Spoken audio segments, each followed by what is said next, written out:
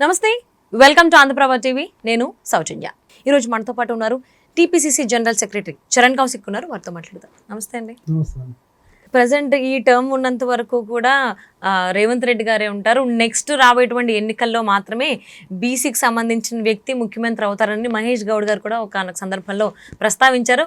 CM Revanth Reddy గారు comments సంబంధించి clarity ఇస్తాననేటువంటి సందర్భంలో అన్నట్టు కూడా బయటకు వార్తలు వస్తున్నాయి. మరి దాని గురించి ఆయన వ్యాఖ్యలు వక్రీకరించారు. వారు అన్నది ఏంటంటే భవిష్యత్తులో ఎప్పుడో ఒకసారి కాంగ్రెస్ పార్టీ బీసీని ముఖ్యమంత్రి చేస్తుందని చెప్పి, ఈసారి అని చెప్పలేదు, వచ్చేసారి అని చెప్పలేదు, ఇంకోసారి అని చెప్పలేదు. అనవసరంగా దాన్ని రాజకీయం చేసి దాన్ని అనవసరంగా తనను కూడా ట్రోలింగ్ చేసి తనను ఆ మాటలు వక్రీకరించి అనవసరం రాజకీయం చేసే ప్రయత్నం BRS party, Bharatiya Janata party, Telangana రాష్ట్రం కొన్ని ఛానల్ చేస్తా ఉన్నాయి. కాంగ్రెస్ పార్టీకి చిత్తశుద్ధి ఉంది. ఖచ్చితంగా బీసీని పీసీ బ్రాండ్ చేసింది కాంగ్రెస్ పార్టీ. ఇప్పుడు కాంగ్రెస్ పార్టీలో సోషల్ జస్టిస్ ఉంది కాబట్టి ముఖ్యమంత్రిగా రేవంత్ రెడ్డి గారు ఉన్నారు, డిప్యూటీ సీఎంగా ఎస్సీ సామాజిక వర్గానికి సంబంధించి బట్టి విక్రమార్క ఉన్నారు, పీసీసీ ప్రెసిడెంట్గా మహేష్ కుమార్ గౌడ్ ఉన్నారు, జాతీయ స్థాయిలో కాంగ్రెస్ పార్టీ అధ్యక్షుడు ఖర్గే గారు ఉన్నారు. కాంగ్రెస్ పార్టీలో సోషల్ జస్టిస్ ఉంది, కులగన్న చేసినాం.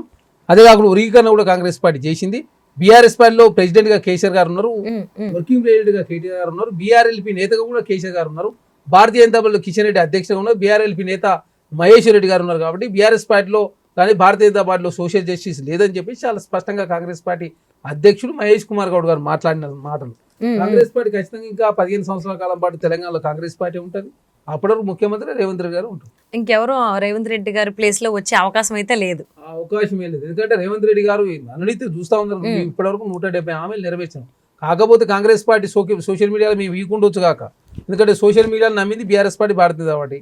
మేము ప్రజలు నమ్ముకున్నాం, ప్రజలకు ఇచ్చిన హామీని ప్రతి నెరవేర్చే ప్రయత్నంలో ముందుకు పోతా ఉన్నాం.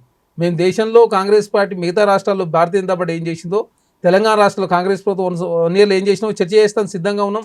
అసెంబ్లీకి రండి అని చెప్తే ప్రతిపక్ష నాయకుడే మా అసెంబ్లీకి రాడు. మీరు 10 సంవత్సరాల కాలంలో ఏం చేసిరో, మీ కాంగ్రెస్ పార్టీగా 1 ఇయర్లో ఏం చేసినాం రండి మాట్లాడదామని చెప్తే కేసీఆర్ గారు ఇంతవరకు అసెంబ్లీ రాలేదు. ఒకరోజు వచ్చిండు, ప్రమాణ స్వీకారం చేసి వెళ్ళిపోయిండు. ఆయన బీఆర్ఎల్పీ నేతలు క్యాబినెట్ ర్యాంకులో వారు ఉన్నారు. అదే కాకుండా ఈ రోజు ఏదో కార్యవర్గ సమావేశం ఏర్పాటు చేసి ఇక కాంగ్రెస్ పార్టీ మీద యుద్ధం ప్రకటిస్తే ఏదో చెప్తా ఉన్నాడు. ఆయన యుద్ధం ప్రకటించాల్సింది ప్రజలంతా సిద్ధంగానే ఉన్నారు. మీరు బయటకు వస్తే మీరు, ఎందుకంటే అదృష్టం బాగుండి కేసీఆర్ గారు 3సారి ముఖ్యమంత్రి కాలే. ఏదైనా ముఖ్యమంత్రి అయి ఉంటే తెలంగాణ సమాజం తరిమి కొడితే విదేశాల్లో పారిపోయేవాళ్ళు. పాస్పోర్ట్ రెన్యువల్ చేయించుకోవడానికి ఈ రోజు వెళ్ళడం జరిగింది పాస్పోర్ట్ ఆఫీస్ కి. ఆయన ఎందుకు పోయాడు, అదొక స్టంట్. ఎందుకంటే తెలంగాణను నిండా ముంచు 40,000 కోట్ల రూపాయలు కాంట్రాక్టర్లకు అప్పులు పెట్టిపోయారు. ఆరోగ్యశ్రీకి 675 కోట్ల రూపాయలు బాకీ పెట్టిపోయారు. సర్పంచ్లకు దాదాపు 1,200 కోట్ల రూపాయలు బాకీ పెట్టిపోయారు. మహిళా సంఘాలకు 4,500 కోట్ల రూపాయలు. చెప్పుకుంటూ తెలంగాణ నిండా ముంచారు.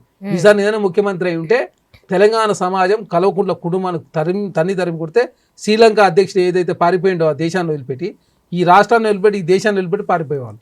అదృష్టం బాగుండి కేసీఆర్ రోడ్డుపై కాంగ్రెస్ ప్రభుత్వం అధికారులకు వచ్చినారు. ఇప్పుడు మాకు తెలుస్తున్నాయి. లోతుకి వెళ్ళి చూస్తుంటే 12 రోజుల నుంచి ఆర్బీఐ మీద ఆధారపడి ఓడీలు తీసుకొచ్చి తెలంగాణ రాష్ట్రంలో కాంగ్రెస్ ప్రభుత్వం నడిచే పరిస్థితి. విపరీతమైన అప్పులు, నెల తిరిగితలకు 6,000 కోట్ల రూపాయల అప్పులు వడ్డీకి ఇన్స్టాల్మెంట్ చెల్లిస్తుంది. 6,000 కోట్ల రూపాయలు పెన్షన్లు, అదే జీతాలకు అవుతున్నాయి. వచ్చే ఆదాయం 15,000 కోట్ల రూపాయలు. గణనీయంగా జాతీయ స్థాయిలో నరేంద్ర మోడీ గారు తీసుకున్న అనాలోచిత నిర్ణయాల మూలంగా దేశంలో జీడిపి పతనం అవుతా ఉంది. 8.2% జీడిపి 6.3%. 4 సంవత్సరాల కనిష్ట స్థాయికి పడిపోయి 62 రూపాయల రూపాయి ఈరోజు 86 రూపాయలు, 86.14. అది మార్చి చివరి వరకు 100 రూపాయలు అయిద్దని చెప్పి చర్చ జరుగుతూ ఉంది. జీడిపి పతనం అవుతా ఉంది, నిరుద్యోగం పెరుగుతూ ఉంది, ఆకలి చావులు పెరుగుతూ ఉన్నాయి. అప్పులు నరేంద్ర మోడీ గారు ప్రతి సంవత్సరం యావరేజ్గా 15 లక్షల కోట్ల రూపాయలు అప్పు చేస్తూ ఉన్నాడు.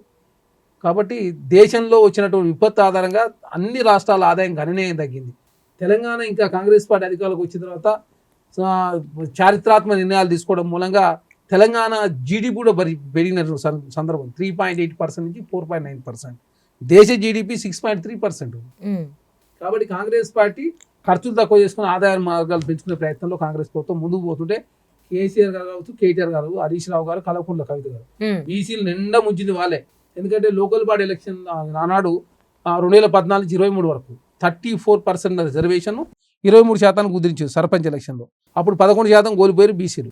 తర్వాత జరిగిన ఎంపీటీ ఎలక్షన్ 18%. అంటే దాదాపు 18 అంటే అదొక 3 అంటే 11, 3, 14% రిజర్వేషన్ తక్కువ బీసీలు. మున్సిపాలిటీల్లో వాళ్ళకి 50% బీసీలకు ఇచ్చే అవకాశం ఉండే, అక్కడ అవకాశం కూడా బీసీ రిజర్వేషన్ పెంచకుండా బీసీలు నిండా ముంచిందే బీఆర్ఎస్ పార్టీ. అదే కాకుండా బీసీలకు సంబంధించినటువంటి ఏదైతే బీఆర్ఎస్ పార్టీ పెట్టేటప్పుడు ఆలనేంద్ర గారిని అవమానించి పార్టీ నుంచి పంపించారు, కొండ లక్ష్మణ్ బాపూజీ గారిని పార్టీ నుంచి పంపించారు, అదేవిధంగా ప్రొఫెసర్ జయశంకర్ సార్ని ఏ విధంగా అవమానించారు అందరూ చూసారు. విజయశాంతి గారిని పార్టీ నుంచి పంపించారు, డి శ్రీనివాస్ గారిని పార్టీ నుంచి పంపించారు. Okay, so thank you so much అండి చరణ్ గారు. Thank you.